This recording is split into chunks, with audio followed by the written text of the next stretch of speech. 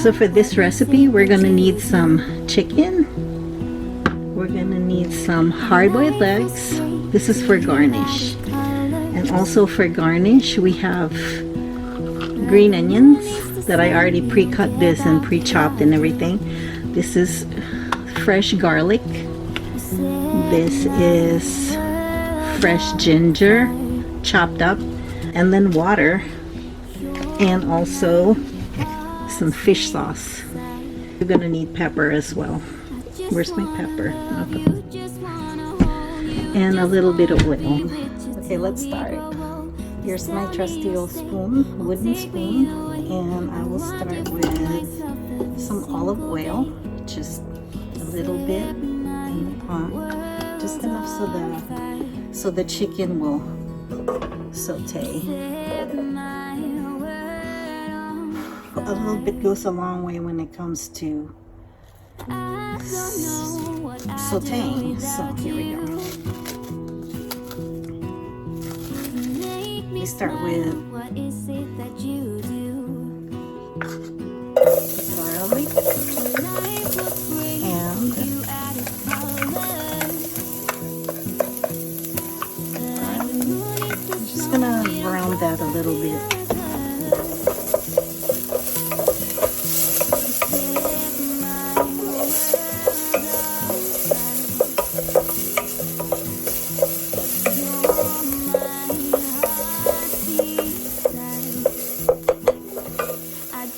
And then we're gonna put the ginger next.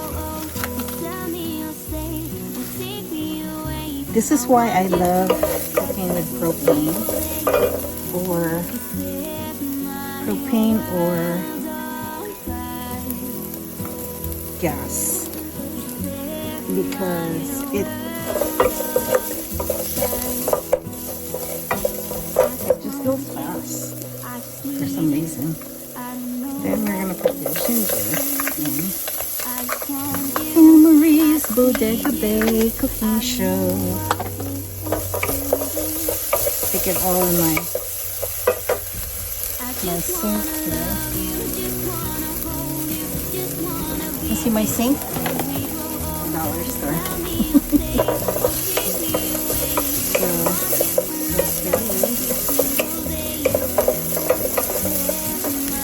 Who here remembers your first love?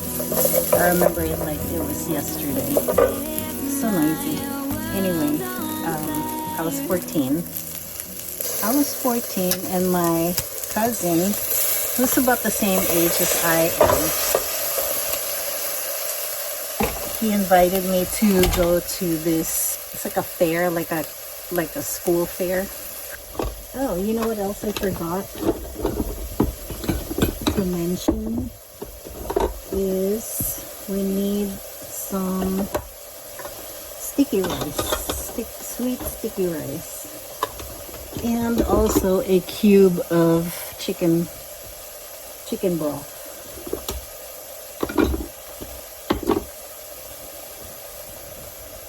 So after you're done, you will put in some fish sauce, just enough. I would say if this is all you have, like this is just 2 breasts of chicken, you know, just put 2 or 3 tablespoons of fish sauce, and then we're gonna put in some pepper.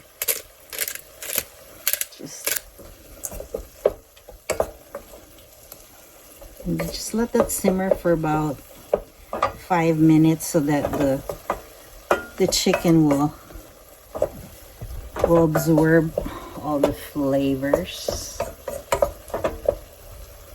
There.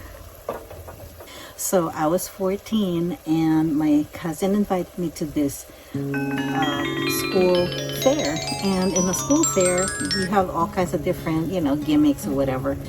Well, Ben, my cousin's friend Ben, saw us and he pulled my cousin aside and said, introduce me to that girl. Mind you, he didn't even know if I was his girlfriend or not, right? But I think he knew that my cousin was my cousin. So then he and I, so he paid for this gimmick where you put the handcuff on the girl and you walk around the fair, you know, for an hour in handcuffs. So he bought an hour's worth of handcuff for both of us, and so we had a nice talk, and you know, we had so much in common. I was 14 by the way, and so this was like my first love. So after that, he would come to our store. We had a store in somewhere close to his school, so like after school he would come over, and you know, we would talk, or we would talk on the phone, and you know, just chit chat. And I put some water in there. I think this might be a cup and a half. So I would say for this little tiny bowl or pot, we're gonna need maybe 3. This is enough for both of us. And yeah, then just let them boil a little bit. So so we were walking. So we were falling in puppy love, okay? It's not real love, because of course it's not, because it's like we're not planning to be married or anything like that, even though I was writing his name, my name and his last name on pages and pages of my diary. And I was already daydreaming about getting married. Of course you're young, you didn't know anything, right? So after a while, my mother found out that I was having a little relationship with this guy, right? Because I think she in the Philippines, when it's not like today, the phones are different then, because you share a line, there's not enough lines for the whole community and the whole neighborhood. So what happens is that you share lines with people in the neighborhood. Random people, you might not even know who they are. So, and they might live like 2 streets away or whatever. So there was party line. It's called party line, which means that you have to share this line with other people. Now, every time I'm on the phone with Ben, some party line would get on the phone. So sometimes I would just ignore it, because I'm like, you know, that's just the party line. Hey, party line, I'm using the phone. I'm using the line, so can you get off the phone? And they would get off the phone. So, but, however, this time I heard a click. I didn't know who it was. I thought it was party line. It was my mother, and she was listening to our conversation.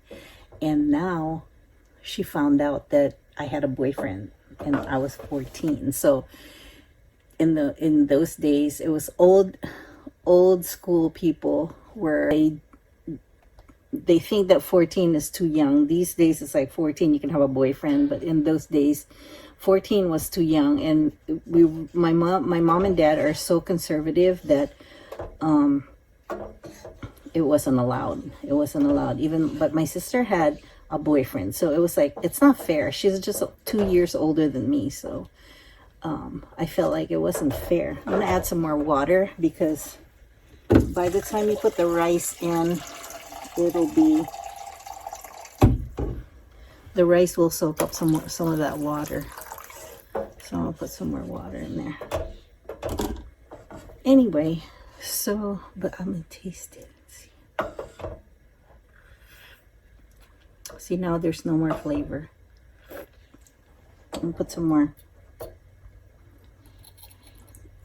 of this fish sauce. So I added more fish sauce, and I'm gonna add this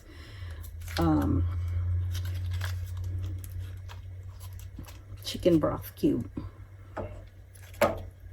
Anyway, so my mom found out. She was mad as hell. She was angry. And my dad was too. He was really mad. So they found out and they forbade me. Well, we had a store in Manila, and this is close to Ben's school. And so he would come after school and we would talk and everything. And we went to a movie once, and this was our first date, first and only date. So we went to the movies. This was my experience in my first kiss. I forget which movie that was. I think it was Halloween, the original Halloween. So there was a lot of opportunities to like hold on to him, like when something scary was up, you know. So anyway, my mom found out and she was mad, and she's like, through it all, when there was doubt, I did up and spit it out. Not a good show. Mommy, do you think that maybe I can go to the store today? What?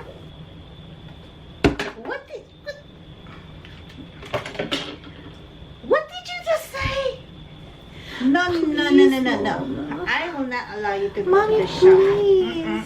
Please just let me Why? go. So you can see that boy? You go, huh? You're so young? What do you think? You're 21? You're not 21. You're only 14. You cannot go. No. Don't beg to me. Gosh, it's so don't beg boring to in this me. house. Ay, punyeta. You want palo? No, you You don't cannot sound go. good. No. I'm sorry, No. You do. Too bad, so sad. But please, mommy. Please, mommy, let me go.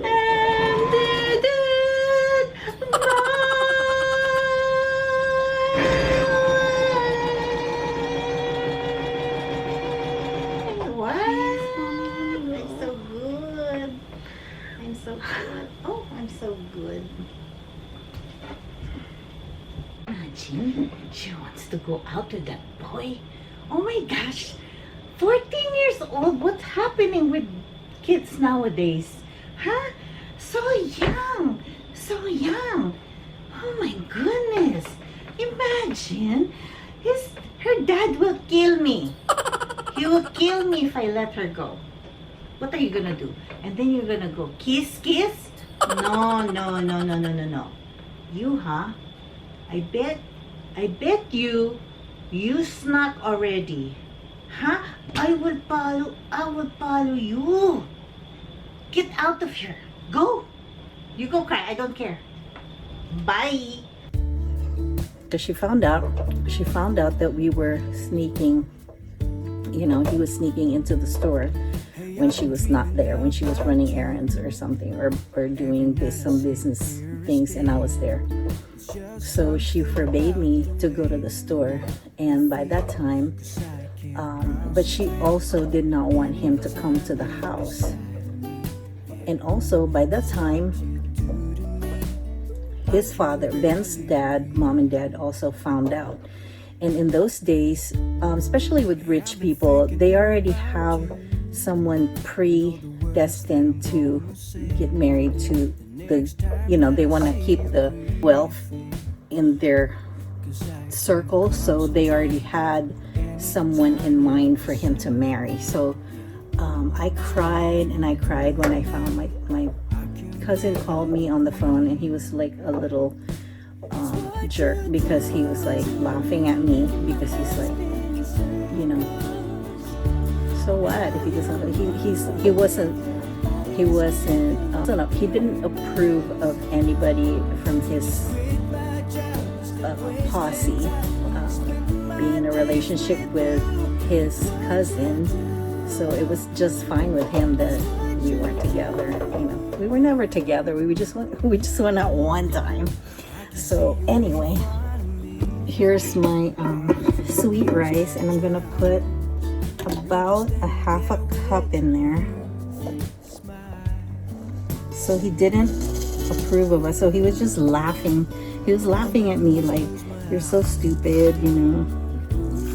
You're such a goofball. It's just Ben, who cares? But he told me that his father had already chosen who's going to be his wife. So I was devastated. And because I wasn't allowed to go anywhere, you know, this is just smelling so good. I wasn't allowed to go anywhere. So I was just on my couch lying down and just daydreaming of the day that he would come and rescue me like a damsel in distress and whisk me away, and we would live together happy forever. But it never came, and I would just cry and like make sure that I would just cry and daydream about him coming to rescue me. And again, it never happened. He never called me back. He never even made any attempts or any efforts to, you know, rescue me from the love that we have that's supposed to be an eternity. And so that's my first love. And I still remember it to this day because, you know, you never forget your puppy love. It's not first love. I have a first love, but that's gonna be for another story later on. And you know, you go through life, and in those days, when after that happened, I cried. And grandmother always came to visit us, and she would bring us food from the province that she came from. She would take the bus and she would come and visit us, and she would bring coconut pie, and I love coconut pie, and that usually makes me feel better. And also her presence coming over made me feel so much better.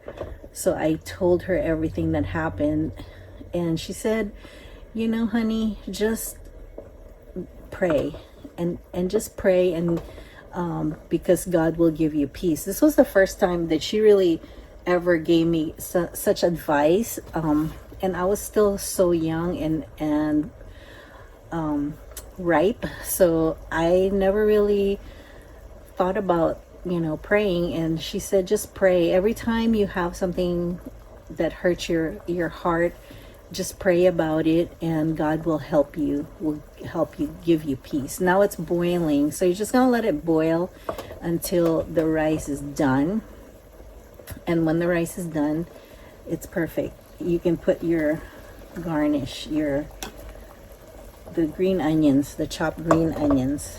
And this was the first time I really got to know God, because I really felt so much better after that. I was so young, I didn't really know what, you know, pain was, but it did hurt, because it was like I really liked him, and I don't have anything negative to say about him because of what happened. But in those days I was mad. I was sad and I was mad. Like, how could you not fight for our love? Like, I don't know what he was feeling at the time. I don't know if he felt the same way, and that he was just trapped in, you know, what his parents wanted for him instead of what he wanted for himself. He was young, and this girl that he married, he actually married this girl, and they're still together to this day. You know, I have no animosity against him. It was puppy love. You know, you can't really fault anyone for being in that situation. You can't fault anyone for anything, to be honest. So that's my story, guys. Thank you for sitting with me and cooking with me. Oh my gosh, it's so good. It smells so good. So what happens is, after this is done, you just let it cool a little bit, and then you slice up your eggs and you garnish it with the eggs. And if it's still not good for your liking, sometimes people, you know, when you're sick, you don't really want anything too much of spices in your food. But if you can handle it, because the more spices, I guess the ginger in there is really you can smell it. And you know, if you want more pepper to just open up your sinuses and all that, this is a great soup for whoever's sick, especially kids. Kids love it. That's it, guys. Thank you for listening. And I'm gonna camp today. I'm in a campsite. It's overcast out there. It's my windows are fogging up, so I need to open the door. But I've never cooked in my van before. This is the first time. Okay, guys. Bye.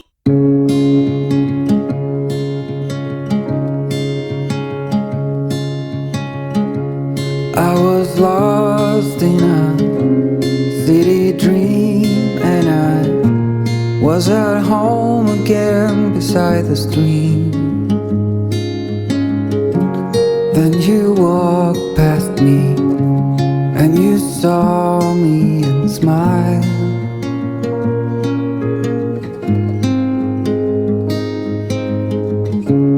I will never forget the first time when I saw you. I thought